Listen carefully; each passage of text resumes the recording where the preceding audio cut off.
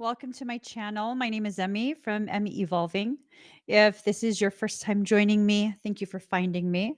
If this is not your first time, thank you for coming back.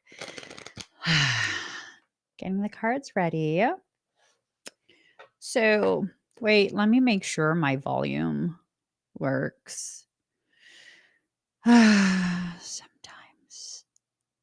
Sometimes. Okay. Okay. There we go. It works. Okay. So let me get these cards ready. I asked what our conversation was going to be about. And what I heard is major developments. This is a Blu-ray update. So things are going to get crunk right now. It's going to get crunk. Okay, let me quit messing around. Hold on.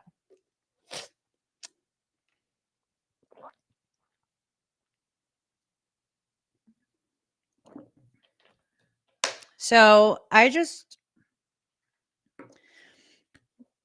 heard that shifting is taking place.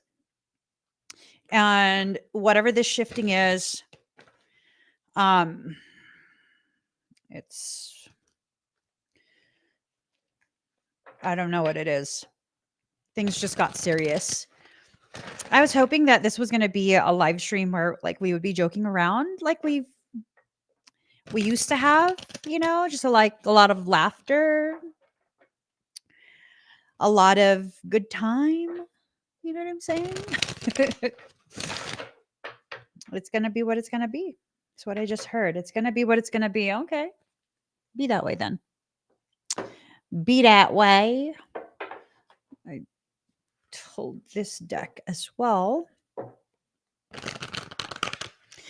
Okay. So, let me get some from this deck. Put this deck away. Ooh. Don't touch my hair. Okay. One more shuffle.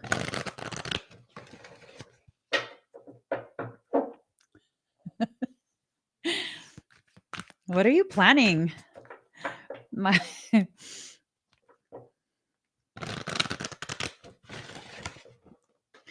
Okay, so those two cards and then a couple more.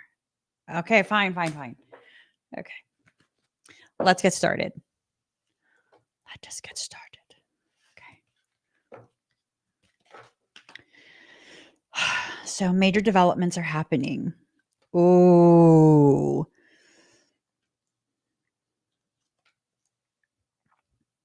Okay.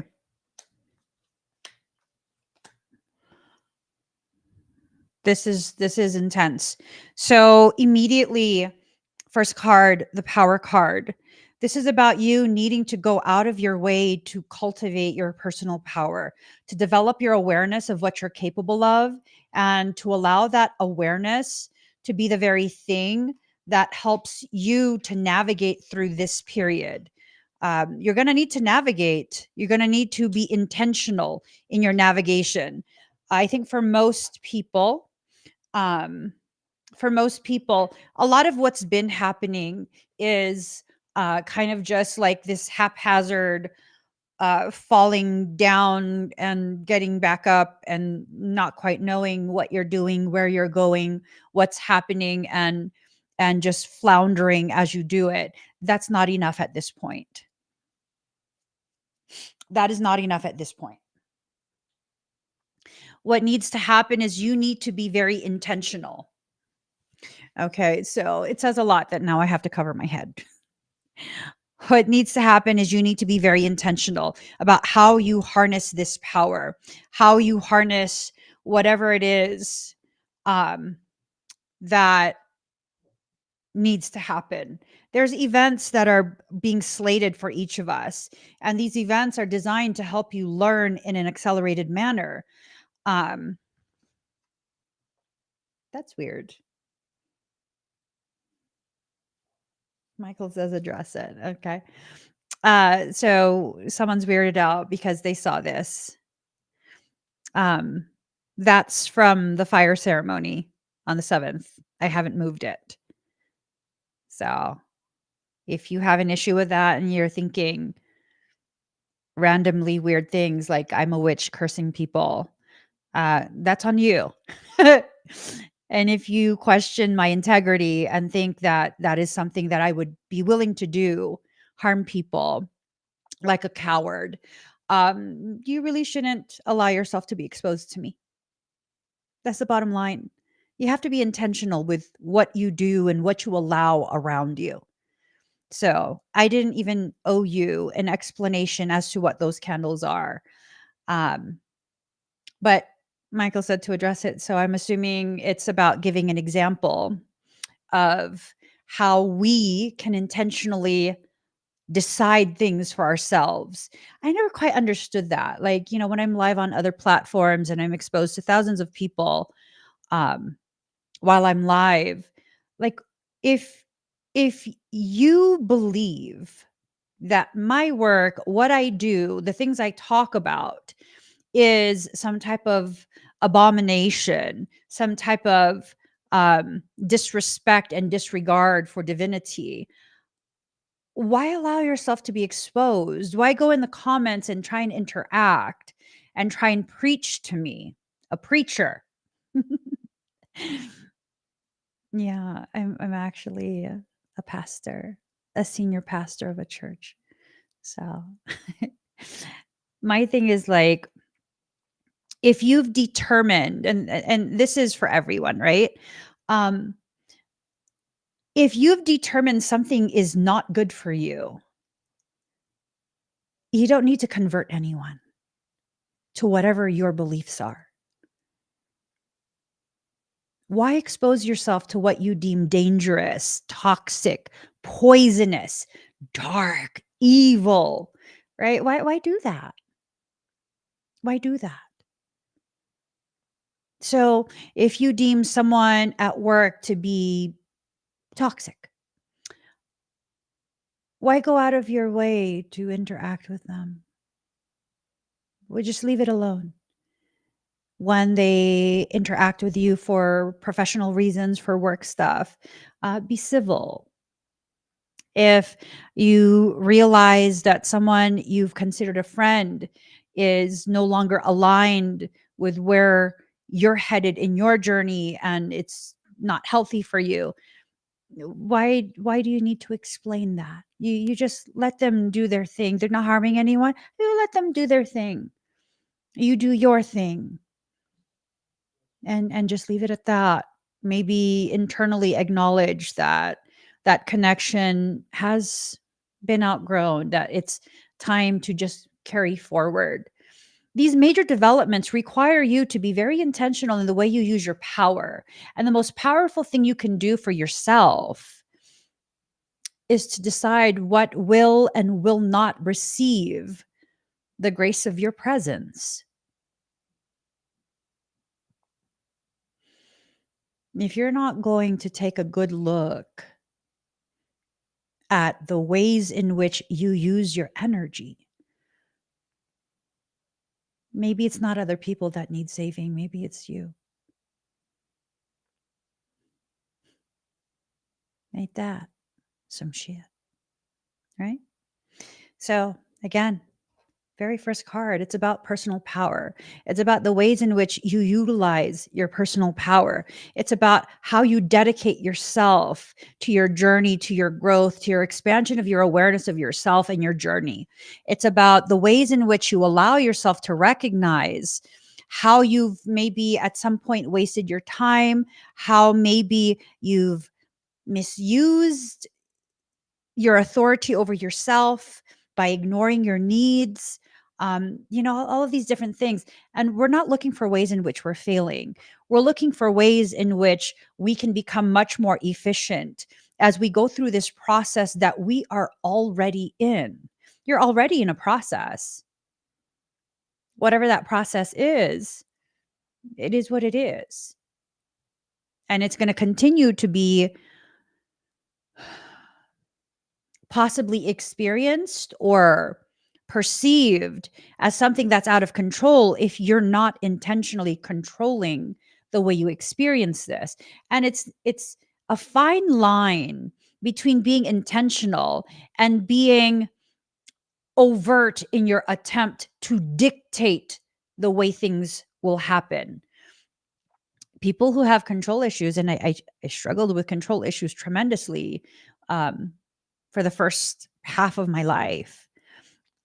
People with control issues tend to be people who are very insecure, who are very, very untrusting of themselves.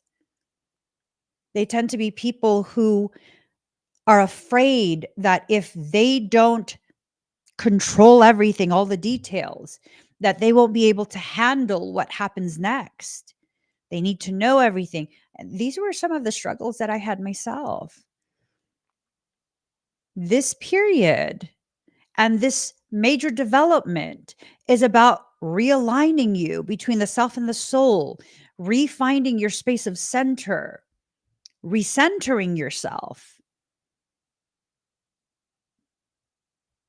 Hmm.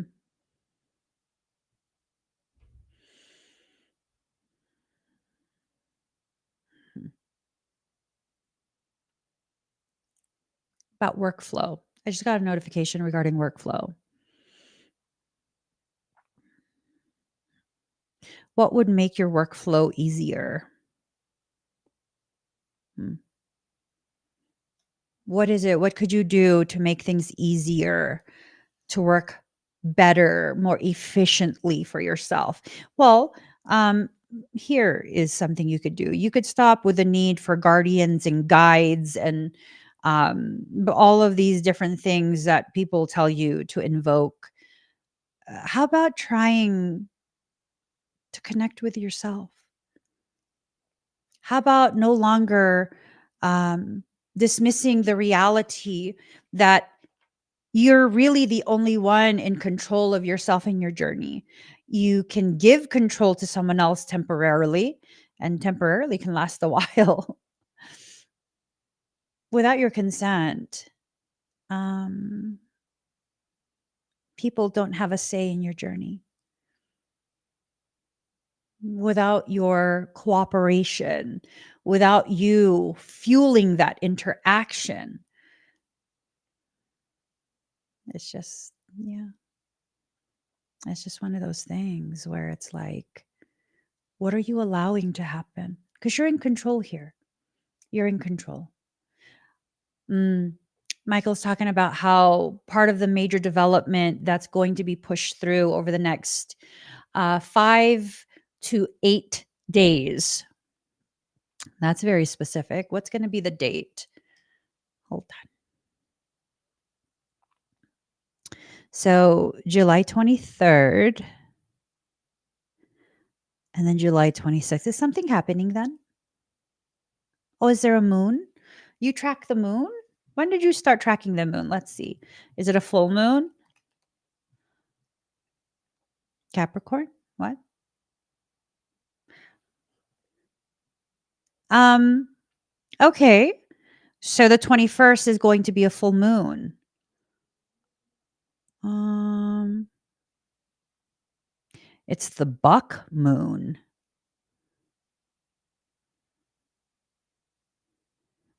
Ooh. Okay. This month's full moon, known as the buck moon, will reach its peak illumination on July 21st, 2024. The name buck moon originates from Native American traditions referring to the time of year when male deer or bucks begin to grow their new antlers. You're growing your new weaponry. Ooh, wee. Spiritual meaning of buck. Abundance, good luck, love and divinity, healing wisdom, open heart, gentle strength, unconditional love and compassion. The buck has a spiritual meaning of protector. Okay. They look out for humans and help us find our way when we may be lost. Okay. A buck is a male deer of any age, but younger bucks represent an excitable and reckless energy. So you have to be careful about remaining in the younger aspects of self. These bucks are full of life, but they're inexperienced. They rush into things without thinking them through. You got to be careful about rushing into things. You need to make sure you think things through first. You need to be assertive. Okay, the spiritual meaning of deer antlers: strength, determination, alertness, protection. It symbolizes a connection to the natural world and serve as a reminder of the way that nature works in balance. Okay.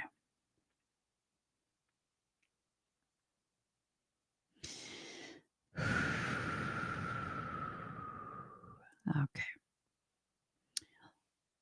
There's a lot of information coming through, a lot.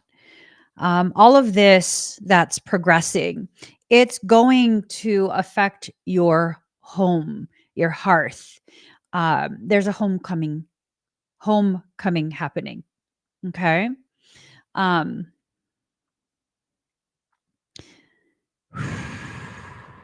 so for some, you might feel as though you're being hung over a fire. You might feel as though destruction is imminent. A cast iron pot is made for open flame. Destruction what? That fire will not get hot enough to melt or smelt that cast iron pot. You will not be destroyed by this. You will be in your full function once you enter into this. Mm, mm, mm, mm. This quote that pops in my head, they attribute it to Bruce Lee. I don't know if he actually said it though. The cup is at its most useful when it is empty. The cup is at its most useful when it is empty. For many of us, we feel as though we've been being emptied for quite some time now, at the very least, the last couple months, if not the last 4 years. We've been being emptied. And you need to be very, very careful about stepping into a mindset of lacking, a mindset of victimhood. But Emmy, how can I not be a victim if I'm being emptied? Is the cup being victimized because it's being emptied, washed out, and prepared to receive anew? No, it is not. If you enter into those mindsets, you're going to draw to you the negativity that you're vibrating at. Because that tells me you're at a higher vibratory rate, which causes you to become much more magnetic, which draws things to you that are in resonance with the level of emotional frequency you have set.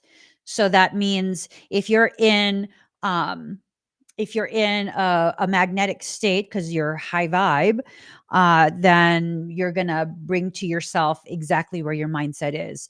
And if your mindset, here's the thing, you can try and convince yourself that you're being positive, but your energy does not lie to itself. So you could be secretly positive, but feeling very negative. You're going to draw the negative. I mean, I stay in my positivity. What do you mean? I'm drawing it to me. It's nothing but bad stuff happening, but I stay in my positive. Okay, well, you're lying to yourself. I mean, maybe I could have put that a little nicer. Are you being honest with yourself? Yeah, I'm being honest with myself. See, it just doesn't have the same effect. That type of communication is not effective in my eyes at this point, because when I frame it in that way, have you been honest with yourself? Have you really explored?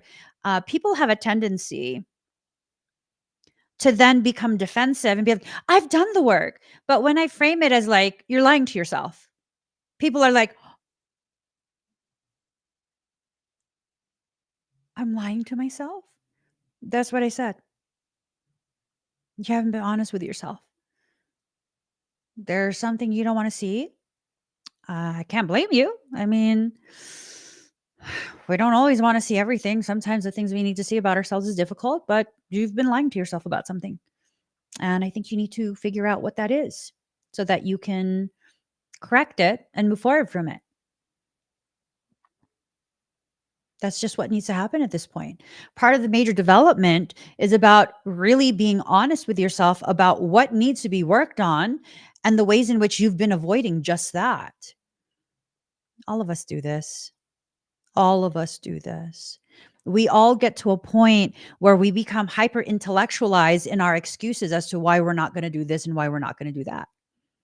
Exactly, Lindsay. No one ever really finishes with that work. But, there's quite a bit of gurus out there who will tell you um, that if you do this or that, then you'll be healed. Someone decided to do the lawn. Sorry. I don't know if you guys can hear it. Um, that tells me this is a really important part. It's very easy to forget. It's very easy to forget.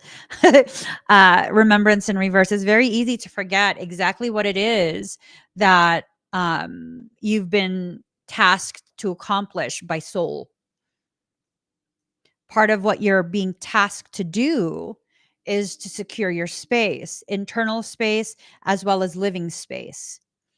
Part of the ways you do that is by taking account of which thoughts, which logic is actually yours and which has been adopted by you because someone convinced you to believe um, whatever it is that you now believe. I don't think anyone should have that type of authority where they can dictate to you what you should believe, or they can strong arm you into believing what they believe as though they have more say over you and your life than you do. I hate those types of dynamics. I just do. I think they're bullshit. I'm very opinionated about this type of thing. I am. I am. I feel like we should have people in our lives who will share their thoughts with us, but don't expect us to fall in line with what they say. Like, I don't know. All right. You are receiving guidance from your own soul. That's the only guidance that you actually need to listen to.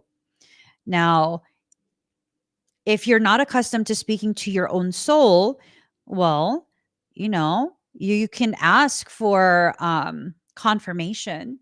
It will bring people into your life to help confirm things. The other day, we were watching this show, and the star of the show she's just adorable. That's the theme right now. Oh my god, you're so adorable. She's so adorable. And I've watched this movie a couple times already. I thoroughly enjoy it. It's a cute movie. I don't remember what it's called. Yeah. But the star of it, she's adorable. And then we were watching it and my husband's like, "You looked like that when you were younger." And I was like, "Huh?"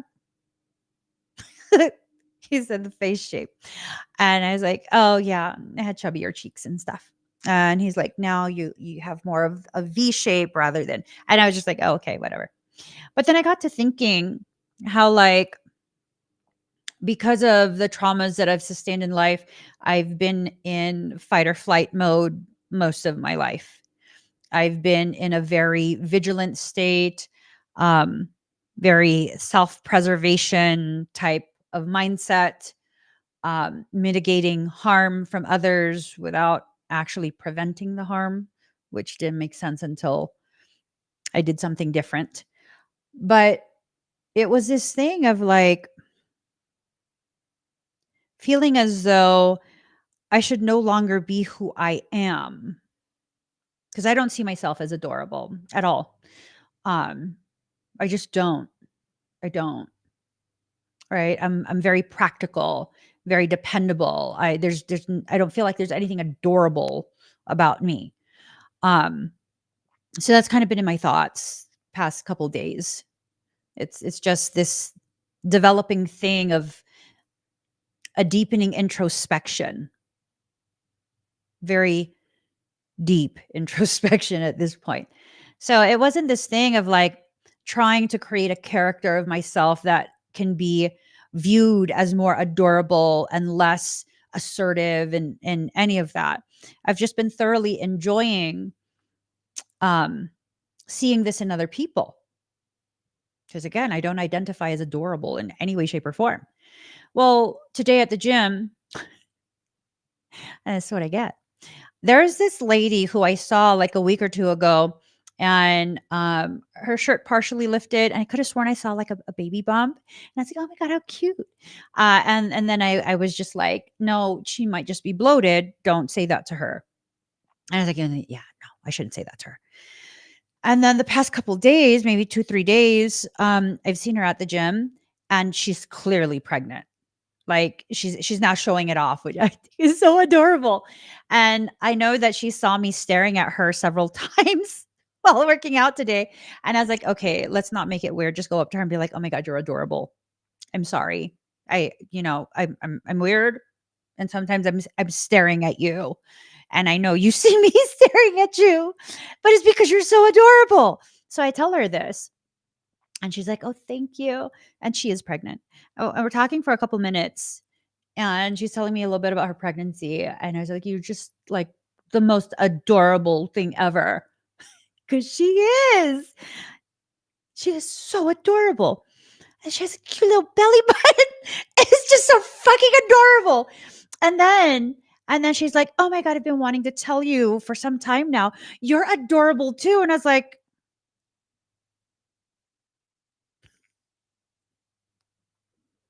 I'm not adorable. What the I was just like, oh, thank you. In my mind, I was like, I'm not adorable because I don't see myself as such. I quickly went through a list silently in my head of like the different adjectives she could have used, like badass, driven, assertive. At no point did adorable come onto that list, that internalized list of adjectives she could have used. And I was just like, I don't know how to feel about this. I lift super heavy. It's adorable to you. Do I look like a child to you? um, I don't know why I was just so like, what? Right? So I get home and I'm coming out of the restroom in my bedroom, and my husband's there. He's basically like, what's wrong? Because my face is like, because the whole time I was emptying my bladder, I was like, I'm not fucking adorable. Does she think I'm a joke? And and maybe it was because I was training my client, and I was telling her to do crossbody curls, and I was like, hi ho, it's off to work we go. Because it's the movement. It's like the seven dwarfs. That's okay, maybe that's why she said I was adorable. I don't know. But I was just thinking to myself, like, I'm not, why would she say that? Why would she say that? And then my husband asked me, like, what's wrong? And so I told him, she said I was adorable. I'm badass. Why did she say that? He was cracking up. I think the things that you fixate on, that you find absolutely lovely about other people, inspiring even, I think these are aspects of you that already exist within you, and you're just not acknowledging it. So I'm just going to be like, okay, I accept that. She thinks I'm adorable.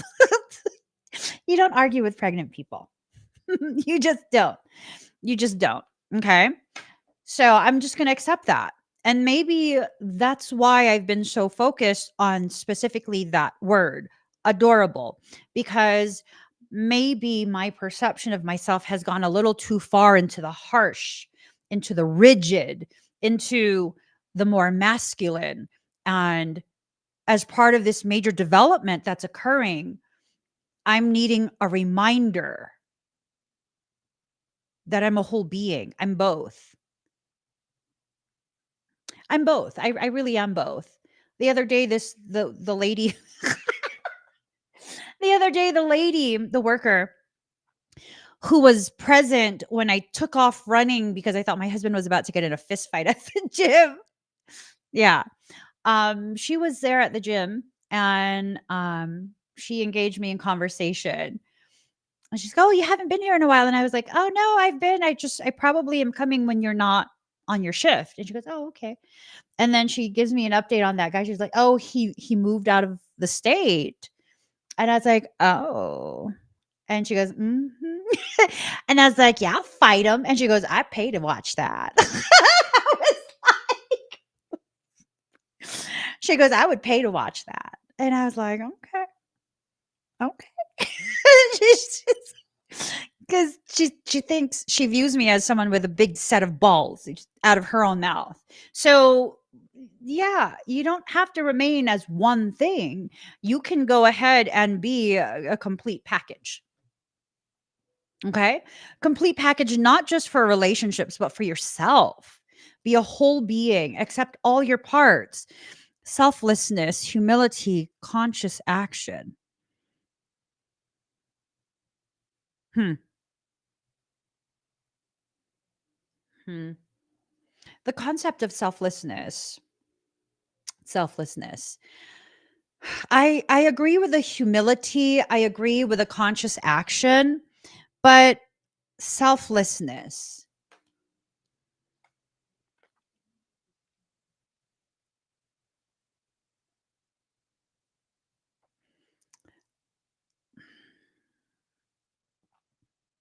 I feel like part of the major development that's happening is your realization that you consider everyone but yourself, and that needs to stop. Selflessness. We have this preconceived definition, right? Hold on. Excuse me.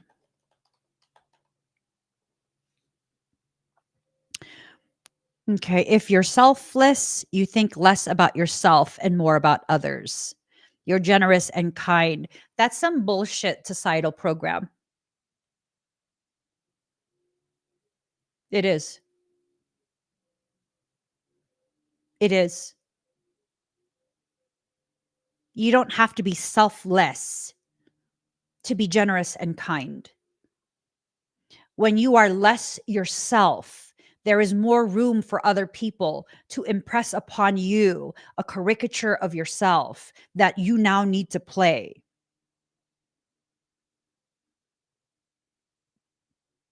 I've lived much of my life in a space of selflessness, and I have clearly identified that mindset of selflessness to be quite possibly the root causation of why predatory people have found it very, very worth their while to triangulate me. These days, not so much. I'm still very generous and very kind, but I will no longer be selfless.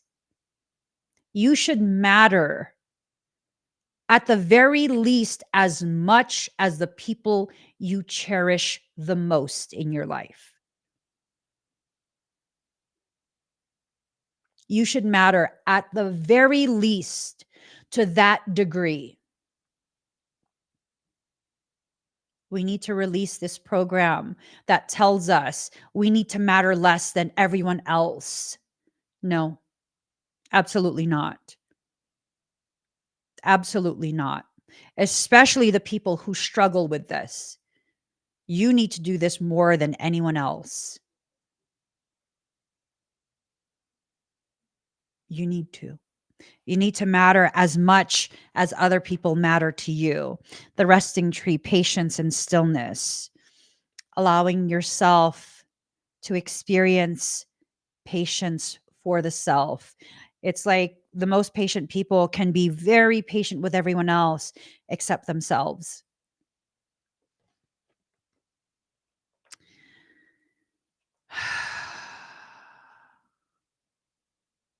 That's frustrating. It's frustrating for me because I do that. I still do that, right? I still do that where I can be patient with everyone else, but I can't be patient with myself. And that's something that needs to be worked on. This major development is something that will push the boundaries of your comfort zone within yourself. It's encouraging you to grow tremendously. The lady of the gift, generosity, receiving, withholding. Mm. You've been very, very upside down in your generosity. You continue to deplete yourself unnecessarily. If you're going to be generous with other people, you need to also be generous with yourself. You need to. If you cannot allow yourself to receive, then you need to stop giving because that's a very imbalanced way to exist. If you can't receive, you're not allowed to give. If you can give, then you can allow yourself to receive. Balance. And it's not a tit for tat thing. I have an awareness, and I've had this awareness for quite some time, that whatever I put out there, I will always receive back. It's usually not from the person that I give to. It's usually in times where I'm in need of something tremendous, and it's usually someone else who's in a position to be able to give that gets involved in my need to learn how to receive. You just have to be open. You have to be open. You have to allow. You have to allow. Um, Talking about my sibling, he's a body worker, right? Um, Man, he knows how to manipulate the human body in such a way that he can help prevent surgeries being needed for injury. It's profound watching him work. He can manipulate the body in such a way where things that wouldn't heal for years on end, it's restored in one session. I was looking at, I went to Instagram to check something earlier today, and one of his posts came up. And in one session, he's completely correcting male gynecomastia. Guys don't like to have fatty tissue in their chest, it gives them man boobs. You guys, but it's a lot of guys are very insecure about that. So he provides non-surgical gynecomastia correction. It's non-surgical. It's non-invasive. That's crazy that he's able to do these things. He works on aesthetics. His most profound work is on injuries. He can restore frozen shoulder in one session. There's been countless people who he's helped regain full range of motion. Here's the thing, he's so profound in the work that he does that professional athletes from around the world will fly into wherever he's at in order to get a session with him. I mean, really? He could be charging whatever the hell he wants for his sessions, but he doesn't. Not only does he continue to undervalue the actual monetary value of the service he's providing, and that's to keep it accessible, he does a lot of free work, especially for elders, for children, youths who got injured while they're, playing football, basketball, soccer, whatever it is. He does a lot of free work. When he was going through his major, major heart problem, um, came to this realization, and I shared it with him. Mm, mm.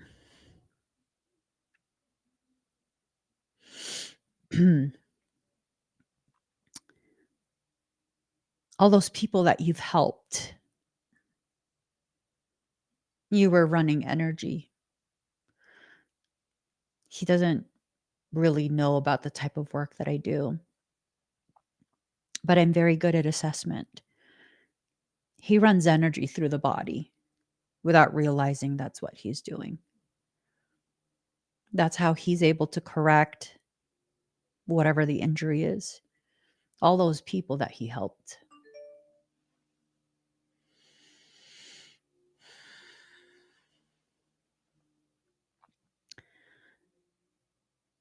They stored his energy. They stored it. It's stored in their body. So many people, thousands of people, grateful to him.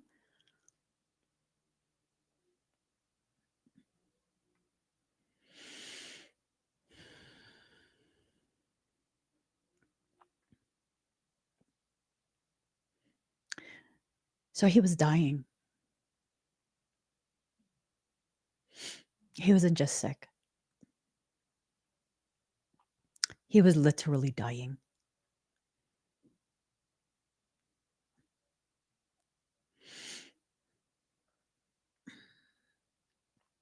He was attached to a portable IV pump 24 hours a day.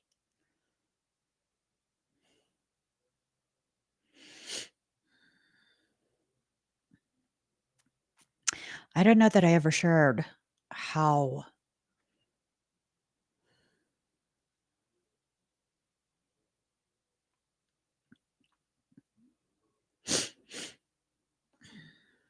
difficult it was on a hourly basis.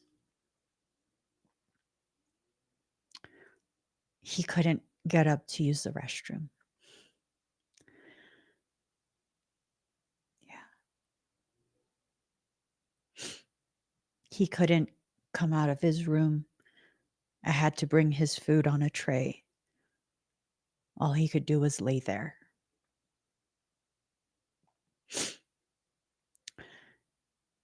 When I started that GoFundMe, because I had to do a GoFundMe for him, we needed a ridiculous amount of cash flow in order to afford his IV bags, which were like $700 a bag or something like that. And he needed about 3 of them a week. Yeah, because insurance didn't cover it.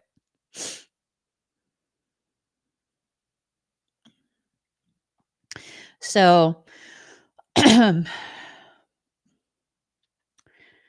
started the GoFundMe, and it was a thing of within about 24 hours, we had around 20 something thousand dollars that people donated. It was a combination of both our communities, mine and his.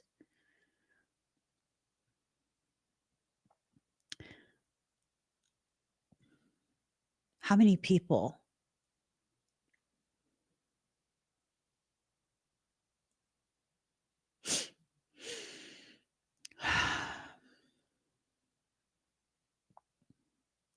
how many people do you have to affect to raise money that fast?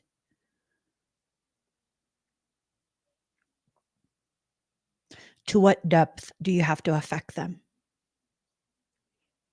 With no expectations of repayment down the line.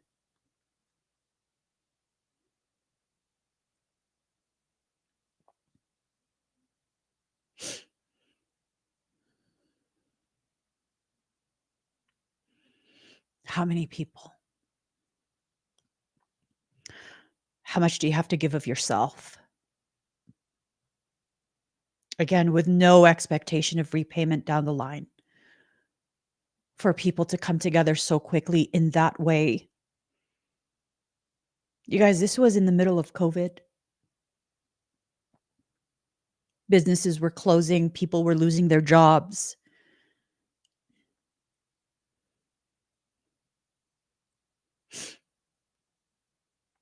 How much do you give of yourself? For people to be like, I only have $15 in my bank account. I'm giving it to you right now. I get paid in 3 days.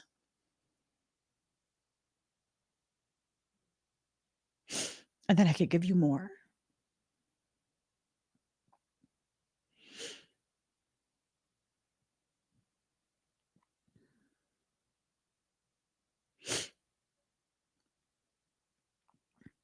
And he and I are very similar. Because rather than asking those questions, instead it was a mirrored struggle for both of us to allow ourselves to receive.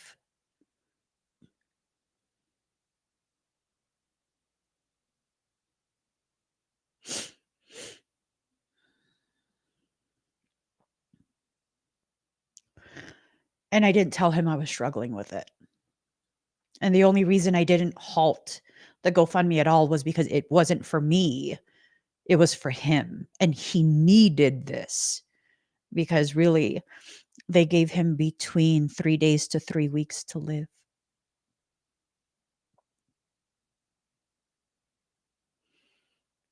He needed a heart transplant.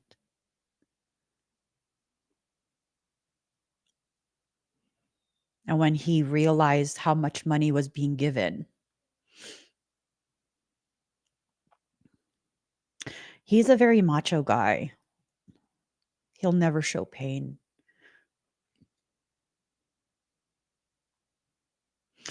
He'll work through physical pain just like I'll work through physical pain. That's how we're conditioned as children. You work through it. You don't show your weakness.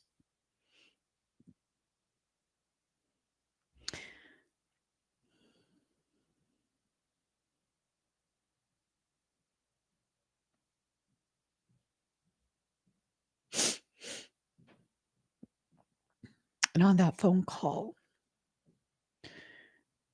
he was willing to allow himself to die.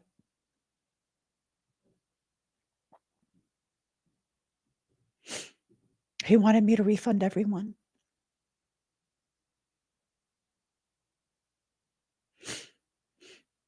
He said it was too much. His concern was everyone's struggling right now. They don't need to be worrying about him.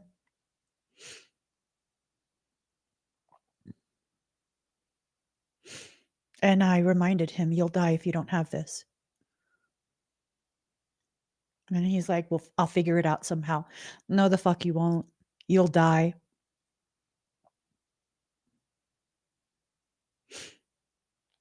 His refusal to receive was to that extent.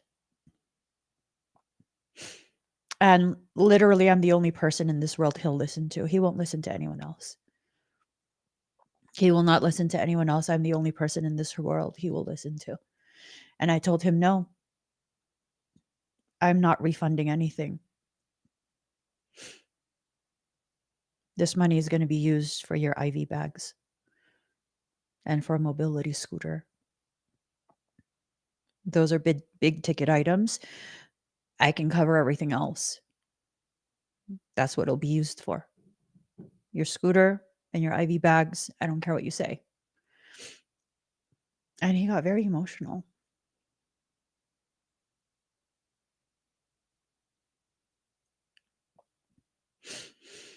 As a giver, it broke his heart even more to know how much people were willing to give just so he could continue to exist. And I had to frame it in such a way so that he could understand why he needed to allow this to happen. And what I said to him was, how much did you have to give of yourself to these people for them to find it intolerable to not give back to you? And his response I didn't do that shit to put it over their heads later. They don't owe me anything. I know, because that's how we are. And that's what makes people even more grateful. The energy he put into other people, they stored that for him. Because at some point, their souls, his and the person, knew he would need this later on. And there was such an outpouring of love, support, not just donations, but constant messages that it fueled him. And when you allow everything to align, you allow your process to happen in the way it is meant to happen. You allow the hardship and the adversity to create the type of progression that's necessary for you to expand your awareness of yourself, the importance of your existence, and the purpose you are here to serve. Something happens. The pathways are cleared, and the necessary help to correct the circumstance is then greenlit. And when that happened, I was greenlit to help. All of this took place in 2020, began August of 2020. He was supposed to die in August of 2020.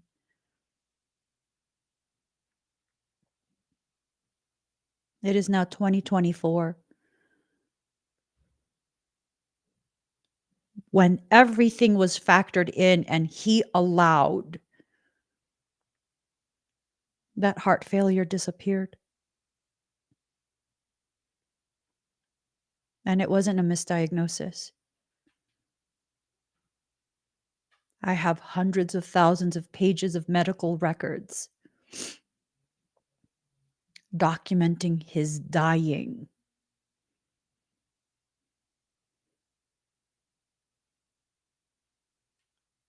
And I also have quite a few medical records documenting miraculous recovery, unexplainable miraculous recovery. I would not have been able to do that or assist in that way if he did not do the internal work to clear the pathways so that I could be greenlit to help. Whatever the major developments that are happening, it's going to be difficult. It's going to be challenging. It's meant to challenge you.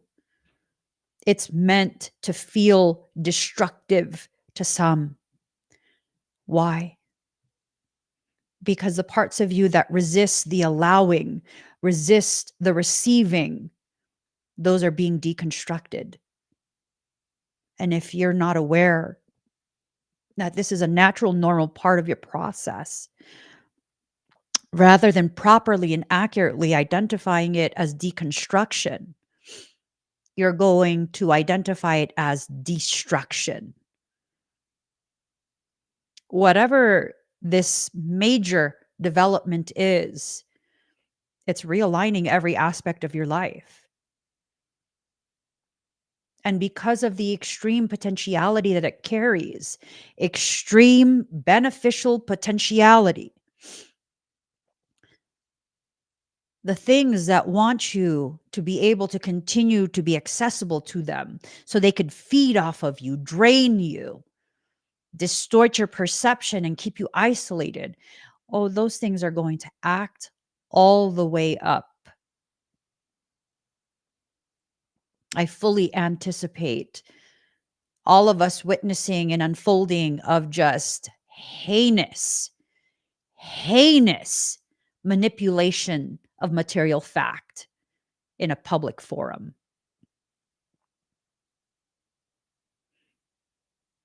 I 100% anticipate that. Before I started the live stream, as I was setting the parameters for this live stream, literally like a minute or two before I started the live, I came across a video. I didn't play the video, but the title of the video, it's on YouTube somewhere. I don't know who the creator is. I read it and I was like, yeah, I'm not surprised. Whatever. I got work to do. You know what the title said? It said the Secret Service knew of the alleged shooter an hour before former president went on stage. And I'm like, yeah, I'm not surprised. Whatever. That's none of my business. That's none of my concern.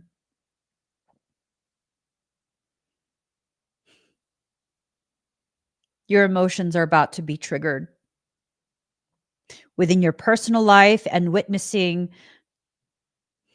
current events.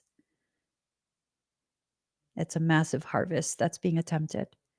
It's an attempt at division. It's an attempt at a play on your emotions to get you to choose specific things, to get you to argue with people you know. You can choose to be a part of that, participate in it, or you could choose to just continue focusing on what's going to grow you, what's going to increase your health. You know, we saw this happen in 2020,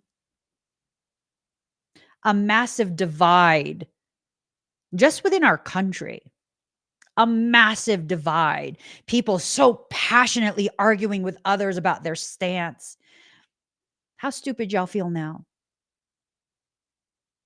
My only stance was, hey, we all should be deciding shit for ourselves. Like, everyone needs to chill the fuck out.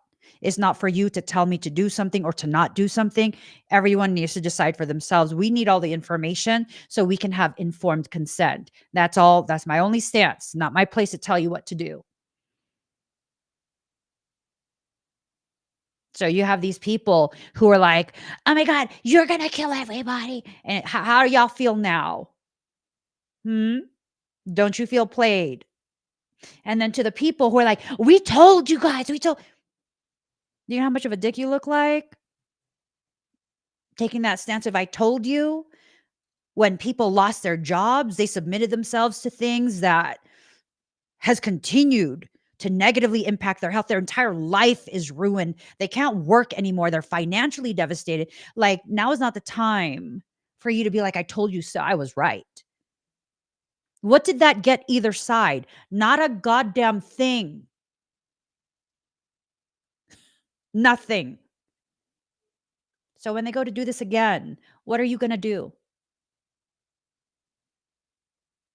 Are you going to pick the right side this time?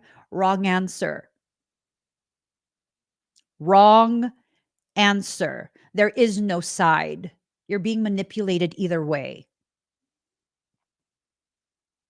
Pick yourself for once.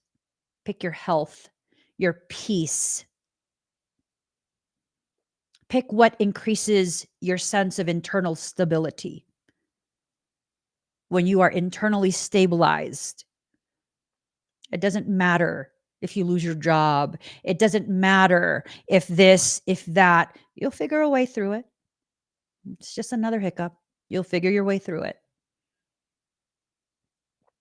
You'll figure your way through. It's not a big deal. It is not a big deal. When you allow yourself to be so fully immersed in a program that is meant to enslave you, that is meant to keep you in a space of constantly struggling, then you will constantly struggle. This is the very reason they punish you for not participating in the program. This is why you're ostracized, to force your participation. People want to talk to me about like, oh, they're going to be off grid, this and that. Okay, I've done that. I've done that. It doesn't make you superior to anyone else. And just know if you do that, you better be prepared for the fallout of it. For many years, I used strictly cash. Cleared out all of my credit card debt, used strictly cash. You know, they wouldn't rent me a car. I offered a $2,000 deposit to rent a car for one day. They wouldn't let me. They're like, you need to have a utility bill in your name and yada, yada, yada, a lease. Motherfucker, I live in an RV. What do you mean utility bill?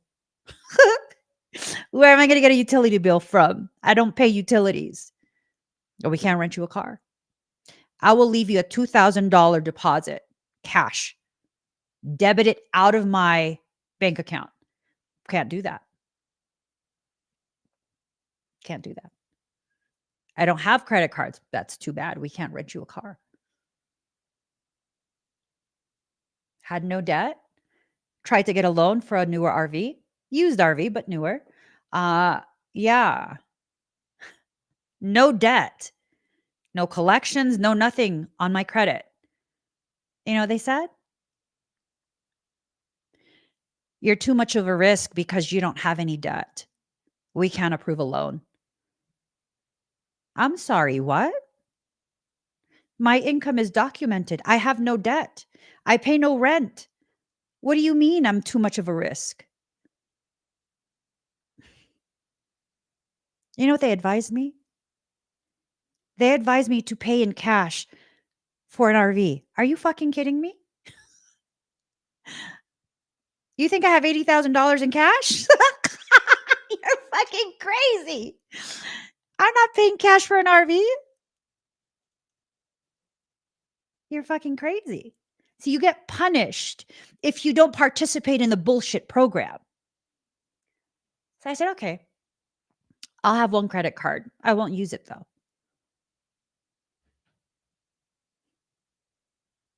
They told me they couldn't approve me for things. Why?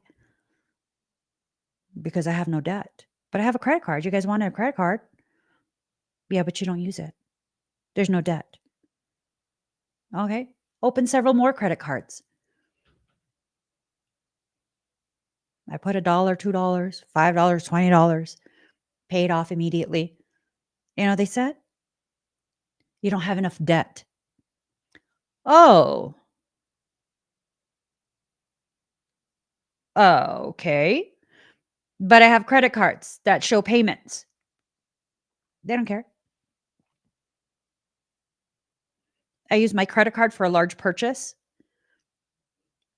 You'd think my credit score would go down because now it's showing a massive influx of debt very quickly.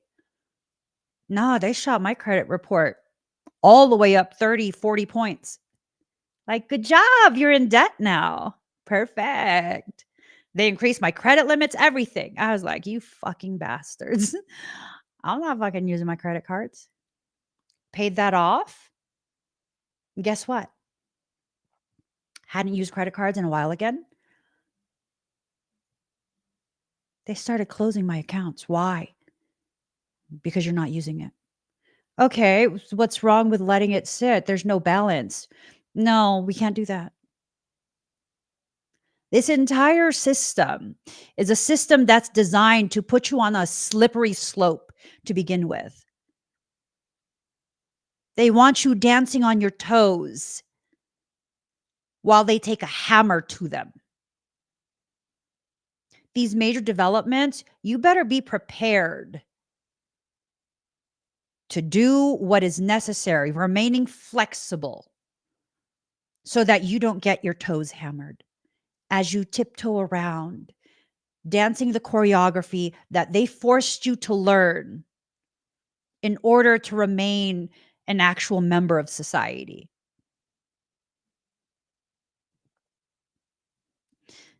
If you think you're going to go off grid and that's going to solve everything, you're creating a whole nother set of issues. Just know that, because they will not allow you to disconnect, to unplug from a system that is designed to make you suffer and pay. They will not allow that easily. So what is the solution here? We all have to get to the same point where none of us want to participate anymore. Until it gets to that point, we all gonna have to participate. We all gonna have to keep working and earning a living wage. And yes, you absolutely should monetize your skills, your gifts, so that you can have an easier time being forced to be part of a system that's designed to crush your type of consciousness specifically.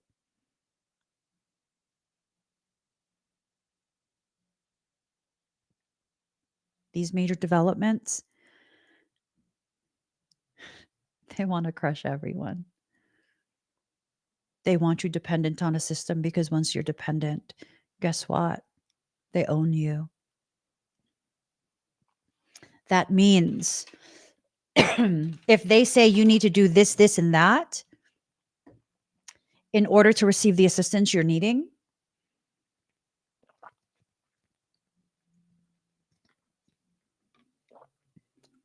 you have no other option. Do you know when you join the military, you're literally owned by the government? You can't refuse any of the things they tell you need to do. You're not allowed to refuse it. You want your benefits? Most people that I personally know that join the military, they join the military when they were much younger for the benefits. They felt like they had nothing else going for them. And I'm talking about people I personally know. They felt like they had nothing else going for them. They figured if they joined the military, then they would get that GI Bill. They would have their college paid for. They would have a guaranteed job. At what price? At what price? Because those same people that I know, most of them, there's a couple who are okay with it, but most of them completely regret having ever sold a portion of their life.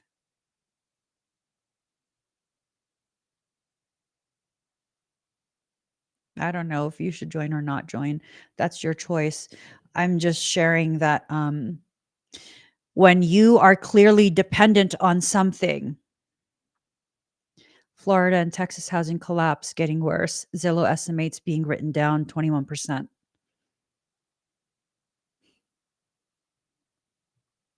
They want us to all be renters, not own anything. They want to crush you in every single way possible.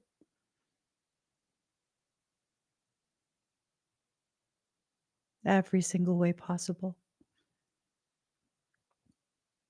And they're not even going to be hiding it anymore, which is good. And you're probably like, how could that be good? Well, because if enough of us are actually able to see clearly because they're not hiding it anymore, maybe you'll get pissed off enough that you stop complying. Maybe you'll get pissed off enough that, yeah, no, I'm good. I'm not even talking about, um, what are they called? When you go out in the streets, not a riot. Definitely not that. You don't want to do that. No looting, no rioting. That's horrible. That's horrible. Don't punish people in your community because you're angry. Don't do that. What is it called? My brain is not working. Yeah, I wouldn't even do that. Whatever the hell it's called. Protests. Yes.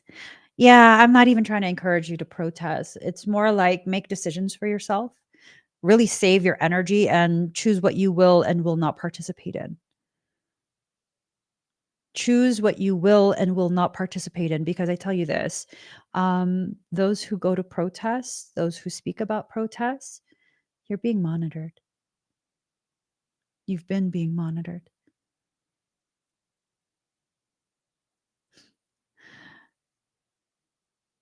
Because you're the kind that will buck against a system that does not give you permission to buck.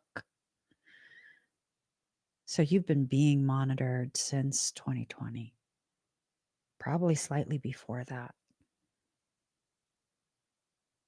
I wouldn't go. Not even with a burner phone, paid in cash, switched with a different anonymous person. I wouldn't go. I wouldn't go at all. You know what I would do? Um, just quietly decide for myself what I will and will not participate in, what I will and will not comply with, and just keep living my life peacefully, quietly, living my life. What are they going to do? Round everyone up?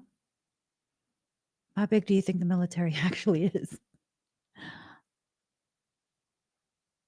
That's a lot of people that are needing to be rounded up if we don't comply. You think they have enough personnel to do that?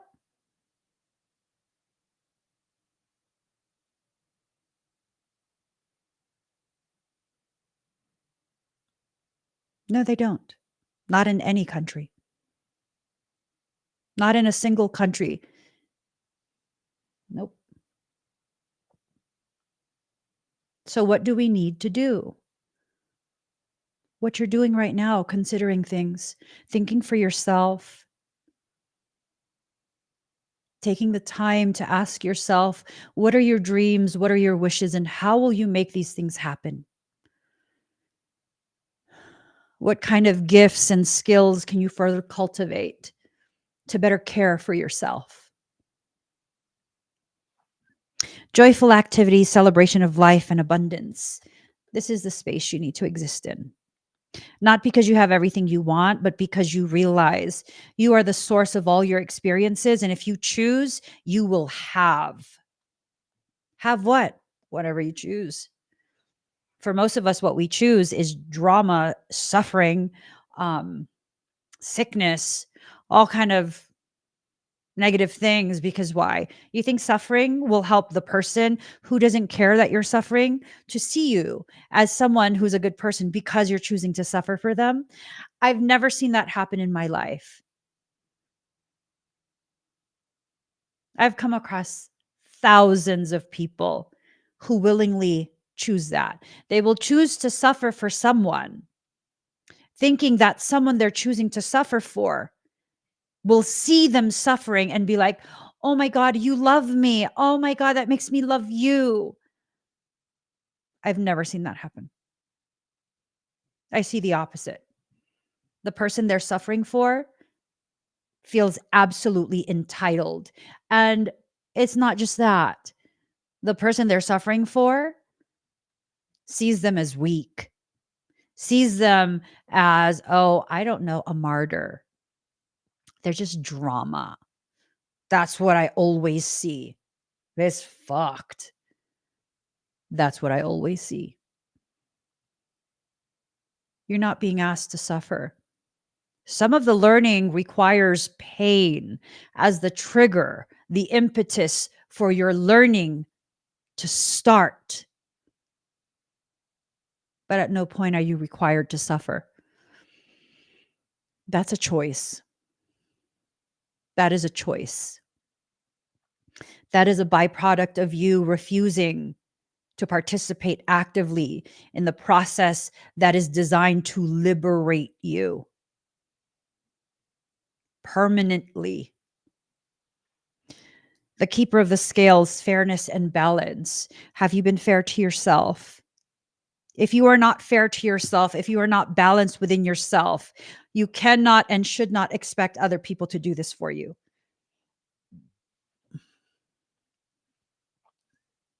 The hungry ghost, obsession, scarcity, consciousness, and attachment. In reverse, you're being tasked by your soul to do the opposite, to no longer be obsessed with whatever you're obsessing about, to no longer continue to participate in the scarcity consciousness, to not have attachments to things that are not yours to begin with. You cannot own other people. You cannot own other living things. You can live with other living things. You can coexist. You can cohabitate, but you cannot own. I do not own my husband. He does not own me. Yeah, I've said this before. I've said it many times over the years. I have no expectation as to how long our relationship will last. It will last for as long as we both continue to choose each other with a knowing, not a fear, a knowing that one day one of us might wake up and be like, I want something else. And we will both have to be okay with that. That we don't have to fight with each other. It doesn't suddenly negate all the goodness that we've lived through together.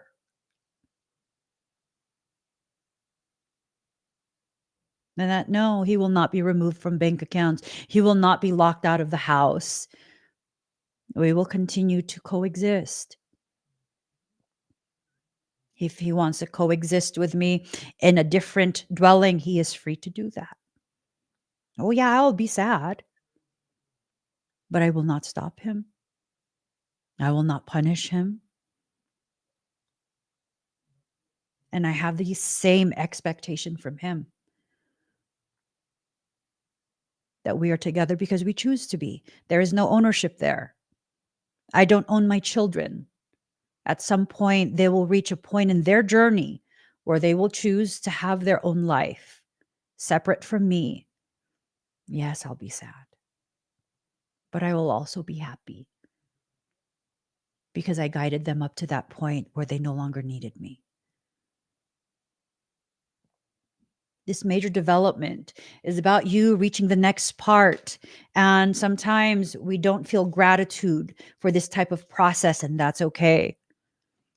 The gratitude can come later after you're done with this part, because this part is going to really seriously challenge you. Just because you cannot feel the gratitude as you are going through the difficult part does not mean you are ungrateful. Sometimes, like I said, you need to get completely through that process in order to be able to look back with clarity and reestablish your gratefulness for the ways in which life has provided you the very experience to learn the very things that are being needed to learn now in order to prepare you for the next part. Worlds within worlds in reverse. This is telling me that there are truths and details hidden deep within yourself that are needing to be allowed to come out and be acknowledged by you. These are communications from soul, crown chakra. Your soul is communicating with you. It's guiding you and telling you what needs to happen. I don't know what needs to happen for you, and I'm not even going to pretend to know. You are the authority over yourself. You are receiving communication, instruction, guidance, protection directly from your own soul. You are receiving that directly. So, what does that mean? Allow people to be nothing but a reminder, allow them to be confirmation, allow their words to reaffirm the words that you already received from soul. You are in control. No one else is to dictate anything to you. You know, there was something that I was made aware of, and I was like, oh my God, that's going to turn out real bad. Should I say something? Just having this conversation within myself. And it's like, no, I shouldn't. Why? Well, first off, was I asked? No. Secondly, is it my place to interfere in someone's process? Absolutely not. Absolutely not. Absolutely not. So, what do I do?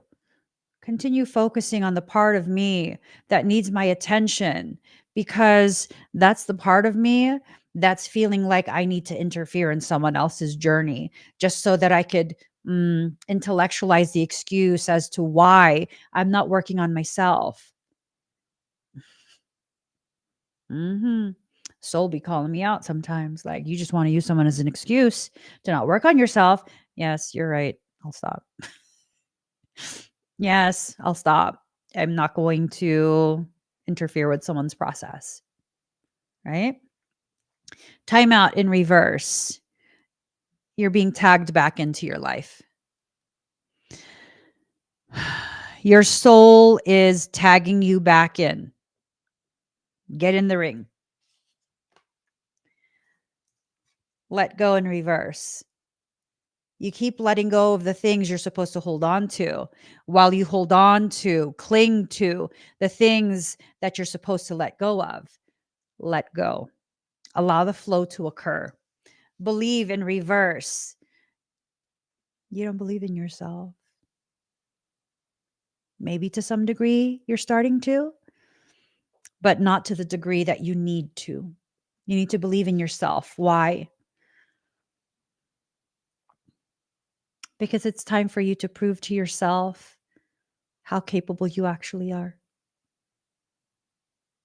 It's time. It's time. At one point, you were getting things done, you were doing it. And then something happened and you stopped. And then a lot of time went by and you forgot. And now you're in a place of needing to do that, which you did before. And because you stopped for so long, you think that you're incapable now. That's not true. Your body remembers. I was with my fitness client, and it's this thing that, I realized for myself with my body. I could go a very long time without working out, but the moment I utilize that muscle again, the muscle memory kicks in. Like my body is like, yeah, more, more. We like it. Right? Yeah. So I'm working with my client, and they're realizing that as well. And I was telling them, well, you were an athlete in high school. Your body hasn't forgotten. It hasn't forgotten. It's gone dormant in some areas. Yeah. From lack of use. It's gone dormant. But the moment it fires back up, it remembers. It likes it. It likes it. Your body remembers a lot of things. But the only thing you're willing to acknowledge when it remembers is the trauma and the pain. Your body doesn't just store trauma and pain. It stores everything that you've experienced. That includes love. That includes healing. Don't forget. I just got a notification. It says, don't forget. It's time for you to remember. The reason you're struggling to remember is because you're so afraid. You're so afraid of having to face the old things that you work so hard to compartmentalize and pretend it never happened. How were you ever going to learn? The things that you go through that you don't want to think about anymore, those are probably some of the most profound opportunities to learn. And you already went through it. Why not complete the process and actually learn what was needing to be learned? See, experiencing trauma and then caging it away, compartmentalizing it, hiding it, burying it, stuffing it deep, however you want to deal with it, right? It's like the equivalent of you going through medical school but never taking the medical exam. Why do that? I mean, you already had the experience of medical school. Take the exam. But what if I fail? Well, you won't know until you take the exam. Study. Prepare yourself. And if you fail, at least you have the experience. Take it again. Now you know what you need to better prepare yourself with, what content, what part. That's what you study more. Take it again. What if I fail again? Okay, well, study some more and take it again. And keep taking it till you pass, because what the fuck? Medical school is not a short thing. You made it all the way to the end. Take it all the freaking way. Take it all the way. You don't get to the finish line and then tell yourself, well, what if I lose? Cross the finish line. Just take it all the way. All the way. You have to stop pulling back right at the very end. Nothing ever happens for me though, because you pull back right at the very end.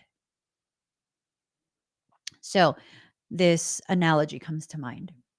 I'm doing leg presses. I have existing condition with my knees.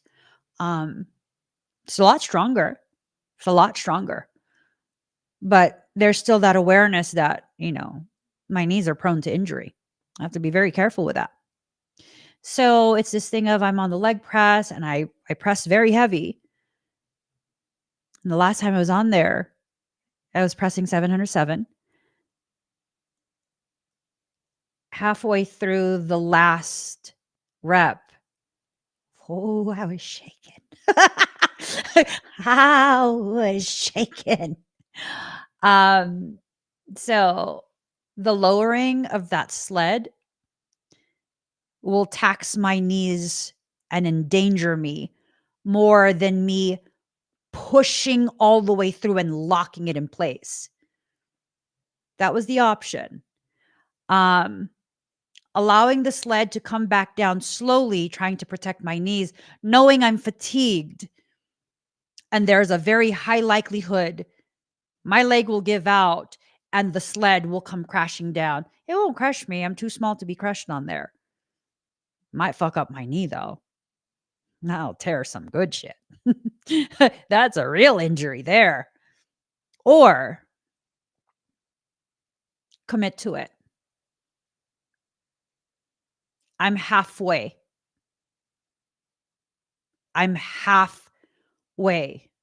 Push it all the fucking way. Don't lock out. Push it all the way. Just enough for me to be able to lock that sled in place. No injury. It burned though. It burned so good. No injury. You have to understand, if you're going to tap out on something, have you weighed what will happen if you continue versus if you quit right now? And how are you going to tap out anyways? How are you going to back out of that? This is true for every circumstance of your life. How are you going to back out of it? And what happens when you do that? So I found out, I thought I had an entire year to do the NASA personal trainer program because the sales guy is a fucking liar. He said I had a whole year. So I find out like 2 weeks before the program expires that I need to take the test on that date. That's the final date. So what did I do? I studied my ass off and stressed myself out. And then at the very end, I was like, fuck this. I don't even want to take it. No.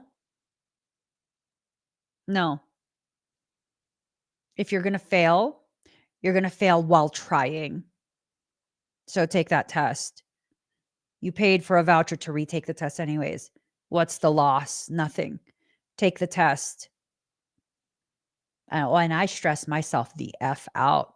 That's not a lot of time. It's a very information dense program. Like very information dense. Holy freaking A. I didn't know until after the fact that that's one of the most hardest programs to be a CPT. Fucking A. Yeah. I took the test. Thought I failed. But at that point, I didn't even care anymore. I just wanted to get it done with. Put the effort in. Get all the way through. And whatever happens, happens.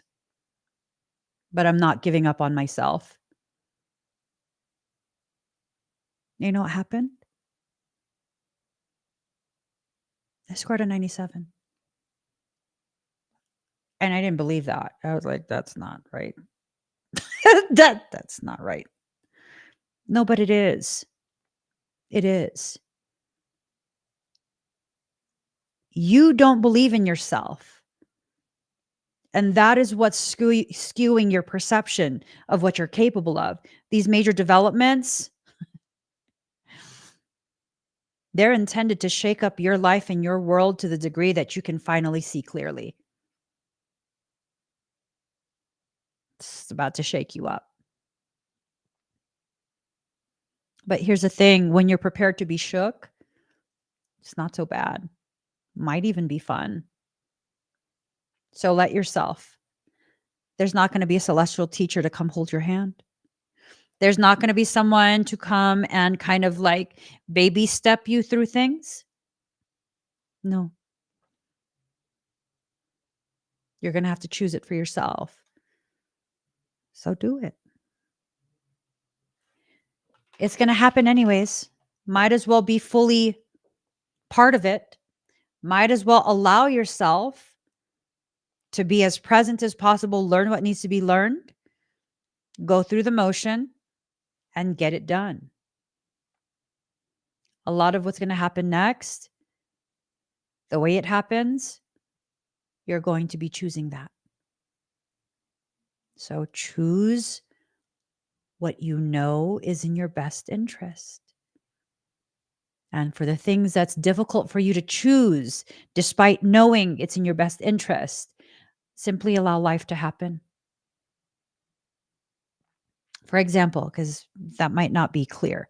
For example, you know your relationship needs to end already. It's run its course. There's no longer, it's not a healthy relationship anymore. But it's hard for you to decide to intentionally end it. Okay, well, you know, sit back and watch because it's about to end anyways. Let life happen. Stop trying to fix it. Stop trying to glue it back together, tape it back together, wrap it back together. Just allow whatever is going to happen and learn what needs to be learned. Just allow. Okay? Allow. Allow. Whatever you're afraid of,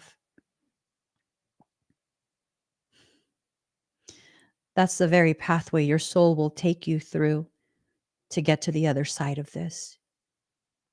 Whatever you are the most afraid of and trying to avoid, I have a very intense feeling that is the very thing you will be experiencing. So, what's the solution? Stop being afraid to the degree that you avoid. Just do. Just do. Okay. This is going to be an intense period. For many of you, this is going to be a make it or break it type thing. I don't know if it's for work, a relationship, a friendship, home life. I don't know. But it feels very, very intense. I'm just going to keep going to the gym, eating my food, and doing whatever work I'm supposed to do. That's my plan. And whatever needs to be mitigated, it will be addressed as necessary. There's nothing that I will avoid. There is nothing that I will run from. It will just be like, soul, just let me know when something needs to be done. I will do it to the best of my ability. If there's a better way to do it, let me know so that I can make the adjustments to do it in the way that's necessary. All right. Well, see, that's the thing. Gaze says too many blind spots. Do you need to know in intimate detail every single inch of the road on a 2,000-mile road trip? Or do you just need to have the map that shows you which highway or freeway to remain on? And you just keep driving. Just keep driving. If you're going to need to know every single inch of the road, the elevation, the types of wildlife and flora for every single part of every single region you're driving through, 2,000 miles, that's a long ass drive. That is a long, long drive. That's like a 30-hour drive nonstop, maybe even longer than that. You're never going to make progress if that's the way you approach your life journey. You won't. It's going to be torture. A 2,000-mile trip.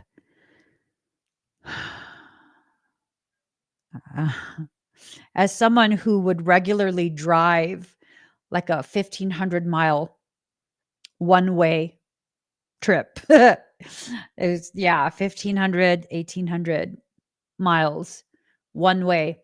I nap a large portion of that. I eat snacks. I listen to songs. I'm a passenger princess. I stretch out my legs. Sometimes I'll download movies onto my phone from Netflix, so that way, if there's any blind spots for cellular service, it don't matter. The movie won't pause. Find a way to entertain yourself, and then the journey won't seem so bad. Find a way that is not detrimental to others to keep you entertained, focused, engaged, whatever it is. Or maybe just take a nap and let things happen, right? Oh, the need to know is my avoidance tactic for too long. Samesies. That's why I know that's how we cripple ourselves the most efficiently. That need to know, that need to prepare, it's because you don't trust yourself. That's a control issue. And the only reason that I've seen that people have the control issue is because they're afraid they can't handle what life will bring them next. And you know what life showed me? It took many, many things brought my way without my consent to show me that I can handle everything life brings my way. And when I began to see that, realize that, accept that, nothing seems too serious anymore. Everything kind of is just like, okay, well, we got to do this, we got to do that. How much time do we have? Okay, so we're going to do that. And that's that. It is what it is. And it's not me giving up. It's not me settling. It's me understanding this needs to happen for a reason. So just do what needs to be done. All right, guys, I'm going to be live in about 4 hours on TikTok. If you'd like me to do work on you, you want to scan, you want a personal reading, you want some energetic work, you want ethero medicine work, click on this QR code or the link in the comment. Again, I'll be live later this evening, 5:30 p.m. Pacific Standard Time. I'll